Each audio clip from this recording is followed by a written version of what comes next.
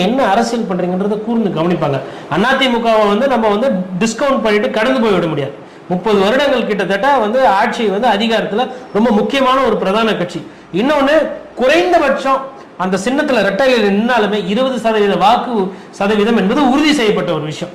அப்படி இருக்கிற ஒரு சின்னத்தை வைத்து நாங்க தேர்தலில் நிக்க மாட்டோம், நாங்க புறக்கணிக்கிறோம், அதுக்கப்புறமா தொடர் தோல்வி வருந்த காரணத்தை அதையும் பேசாம 1% வாக்கு வளர்ச்சி வந்து விட்டது அப்படின்றதெல்லாம் ஒரு சப்பைக்கட்டாக தான் நம்ம பார்க்கணும். இப்போ விக்கிரவாண்டி இடைத்தேர்தல இருந்து இவங்க விலகினதும் இதற்கு அமித்ஷா அவர்களுடைய அழுத்தம் இருக்கிறதாவும் பாமக அங்க வெற்றி பெற வேண்டிய சூழ்நிலையை ஏற்படுத்தணுன்றதுக்காக அதிமுக விலகி நிக்கிறதா ஒரு டாக் போயிட்டு இருக்கு. இது எப்படி பாக்குறீங்க? இது விமர்சனம் இல்ல ரூமர்ஸ் சொல்லலாம். இது ஏன் இந்த அவலமான ஒரு விமர்சனம் பேச்சு வர்றது காரணமா இருக்கு. பேச்சு வர்றதுக்கு காரணம் ஐயா திரு எடப்பாடி பழனிசாமி.